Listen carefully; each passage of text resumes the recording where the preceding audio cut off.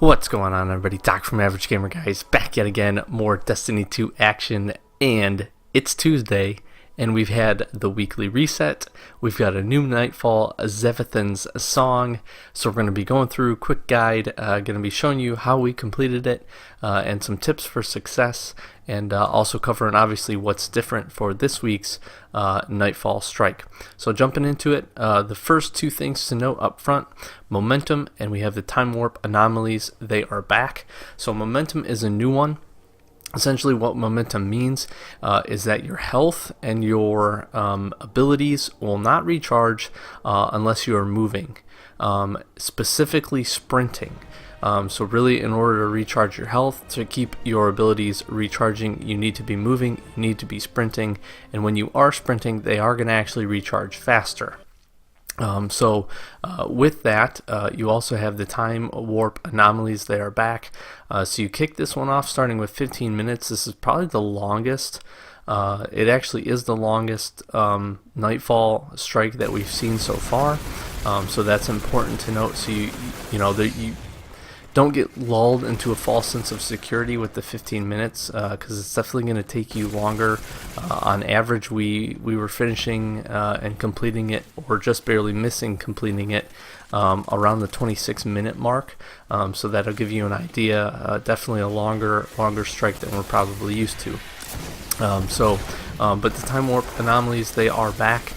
So in this first section will be one of the first few that you guys will see. So we've got one up there, we've got one inside the middle of the pillars, and then working through this first little section. There's a few sections in here. Again, one of your time warp anomalies, if you're not familiar with those do add 30 seconds. This first little section, these little sections can be pretty tough because of just the hive enemies that you end up facing. The witches are absolutely brutal. They do a ton of damage with that rapid fire strikes that you see right there. The shields in this, the enemies are obviously harder. They definitely do more damage. I think the biggest thing that slowed us down and really hurt us the most was the fact of the shields that the enemies had going on. It felt like the night shields and the witch shields, just even if we were team shooting them, they just took forever, absolutely forever to take down. So the biggest first tip I'm going to have for you is obviously you do want to have a pretty good group that is well balanced. I definitely do recommend a warlock and some kind of healing rift, or even the damage rift. I think healing rift would be better because as you see right there, you get an instance where I'm not able to sprint or move, so my health really isn't recharging back. So that would have been a good instance to have that. I definitely do recommend a 2 Titan setup as well, just for the shields and for the additional damage. And I do think the Titan supers, specifically the Arc super, was especially helpful for this, just for the area effect. And there's going to be quite a bit of areas where you're going to have just lots of enemies. My second tip, as with a lot of these strikes that we seem to be having here, is definitely don't be afraid to use your power ammo. With all the powerful enemies, with all the yellow bar enemies that you're going to be facing, really in every single area, I don't think there's a single area that you'll fight that won't have one of them in. You're going to find that you're going to get power ammo dropped very, very consistently. So use it to take down the shields, and then team shoot from there with your weapons in order to take down the bigger enemies and the tougher enemies. You get an anomaly right there. Keep an eye out for those anomalies. The best part about a lot of this map, even though there is a good amount of shades of blue, the really kind of dark blue tinting that the anomalies throw off definitely is going to key you in. Pay attention to this guide as well, because those do not move. They will always be in the same spots, and most of them are actually not very well hidden. There's some that are kind of tucked away. There are some that you're going to think you're going to be able to get, but you're going to have to circle back on. So just kind of pay attention to those. So this is the next probably somewhat difficult area. I definitely recommend trying to get this mission completed so you know the flow of it, but obviously the additional health and damage from the enemies makes this a little tough. In this specific area, you've got a anomaly right there. I can't jump, but you also have to go in and and slam that orb in order to open up and destroy through that eye that's blocking the way. So unlike a lot of the other Nightfall strikes, there's not a ton of portions that you can run through and that you can bypass. A lot of this you do have to clear out, and you do have to knock out as well. Here's another, probably one of the better hidden anomalies right before you enter into this area. You've got a few before you drop down here, so like I said, you're going to have a good amount of chances to pick these up, good amount of chances to get plenty of additional time. And it's just important to note that you do got to kind of keep moving, but a lot of it you're going to clear out. That's one of the anomalies right there that you're going to have to circle back on, because in this area you will make a complete circle. So again, team shoots, definitely don't be afraid to use your power ammo. Use it up. I will get to a point where I will recommend that you stop using it just so that you can go into the boss fight with full power ammo. I definitely recommend for this boss fight, it seems like rocket launchers were probably the best choice, just for the sole fact that they do a ton of great damage, really can take some shields down for a lot of these bigger enemies, and you got 2 anomalies right there.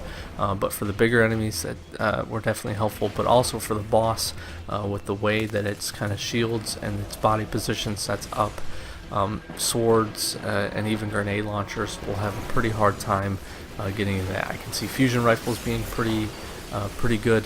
The only difference is with this boss fight that we'll see and get here in just a few minutes. You especially if it's targeting you, you're not going to have a ton of time to actually take it down. So it's important to note rocket launchers, especially the one I have with the precision that allows the fire-guided missiles. Definitely a benefit and a bonus, and if you have one, I would recommend bringing it in just for a lot of these areas, because again, you have another area here where you've got 2 of the big Goliaths. You also have 2 witches that will end up spawning, plus all these knights. This is a pretty difficult area, and honestly one of the areas that cost us the most amount of time if we hadn't been using our power ammo very regularly. Again, I will say there was points where we tried to kind of stay away from that and kind of hoard it a little bit, but you'll see here that I'm using it very regularly. I'm popping it out, and I will go into the boss fight with I think 5 of the 6 capable shots that I have. Supers are another good one.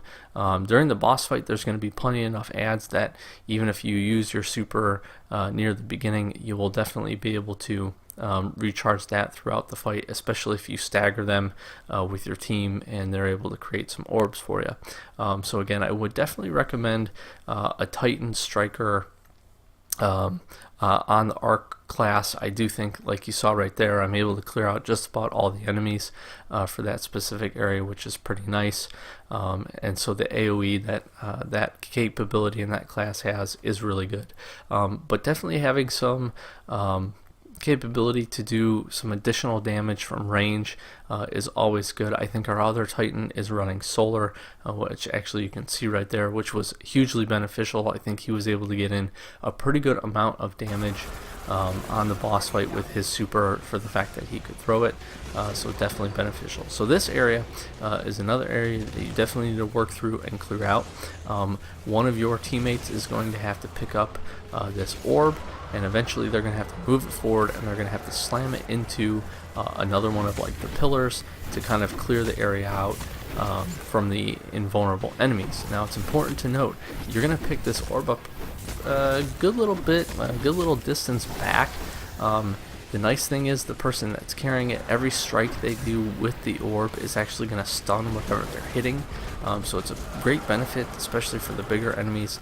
You can stun them, you can really keep them preoccupied, and then the other 2 teammates can push through and really knock the enemies out. You don't do a ton of damage with the orb, but the stun by itself is really beneficial. Additionally, that orb will go away if you end up dropping it, so it's important to note, definitely try to make it through that area clean without anybody going down. If the person does go down that is holding it, they can pick it up like you saw me do just a second ago and continue running with it. If you do lose it and it does disappear, you're going to have to run all the way back and go pick it up, which can definitely cost you a good amount of time. So that area right there that you saw me just sprint through with a bunch of the exploding thralls is one of the few areas that you can actually move through and sprint through. So just keep that in mind. That definitely saved us a good amount of time. And you see we get into the boss fight, picking up a good portion of anomalies, definitely not all of them, but just over 8 minutes when we get into the boss fight, which is pretty good. I definitely think plenty of time. I think you're safe again still at about the 7-minute mark, especially if you can pour some damage on early. You're going to see we use our power ammo here pretty regularly. We try to get that damage in, and we just try to get the boss moving around to a couple different slots. Strategies for this boss specifically, obviously when it shells up it goes completely immune, so you're not going to be able to hit it. This boss is also very single-minded and very single-focused. It seems like it will focus on one player pretty much for the duration of a time, at least a good chunk of seconds, or at least until that player goes down. And it will just be persistent and continue to shoot even if that person's behind a barrier or behind a wall. So it's important to note that can work to your advantage, especially when it moves into the center, and you see me doing it right here. The back of it is actually a weak spot, so the front right in the eye, center of the eye, is a weak spot, but the back portion, there's like a crack. It's kind of a yellowish crack that you can see. That is actually the more significant weak spot that this boss has. So the nice thing is when it is in the center, if you get your team to kind of spread out and do kind of a three-pronged approach, for the majority of it, almost the entire time, one if not two players, when it's focused on one of the players on, say, the left-hand side of the map, the player in the middle and the player on the right-hand side are actually going to have a good capability to be able to do and hit that critical spot, which is really important. The other thing to note, you're going to see the boss moved from the center of the map to the right, and then back to the center, and then back to the left. During these portions, it's going to be able to sustain some damage. When it takes enough damage, it will actually call in a pretty significant amount of adds. So it's important to note there that you do need to clear the adds out, so definitely focus on them. But the biggest portion is try to get your damage into the boss as quickly as you can. And when you do enough damage after it's gone back to the center, you're going to see it turn that crazy purple color. It's going to spawn all those crazy orbs, which kill me there. And then it's going to go immune and shielded up onto this pedestal. So what that means for this, it means two things. One, you're extremely close to being done. You've probably got it down just under a third health, which is absolutely awesome. The second thing that you're going to have to do is kill this witch right here, which, again, for me, using the arc subclass and those lightning grenades, which are definitely my favorite, not too terrible. But you are going to have to break that shard, and as you've done before in the map, you're going to have to pick up that orb, you're going to have to move it and slam it into the pillar. You do have a little bit of a platforming issue that you have to fight through, because the second jump that you have to make to get up there is actually going to be on kind of floating pedestals that are actually moving in a circle. So it's important to note, have your best platformer or your best person with the highest mobility is probably better off being able to do that. Once you slam it in, it will end up dropping the shields, as you'll see right here.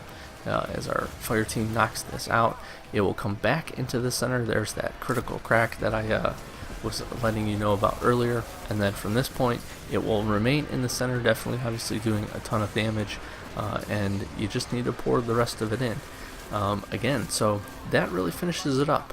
Honestly, not too terrible of a Nightfall, especially once you get the pathing of it down. You understand when to use your power ammo on the specific tougher enemies, and then obviously when you really kind of get a good feel for where the anomalies are and able to pick up some time. You see us, we finished again, went into the boss fight with about 8 minutes, finished with just under a minute and a half left, so definitely plenty of time once you get it all set. And the boss fight, probably one of the easier boss fights in my opinion. The adds are probably more dangerous than the boss itself, especially with its single focus. When it's focused on somebody else, you definitely feel like you have the capability to just pour in a ton of damage, which I definitely recommend doing. So that will wrap it up. We've got the new Nightfall Strike complete for the week. So hopefully, as always, this guide was helpful for you.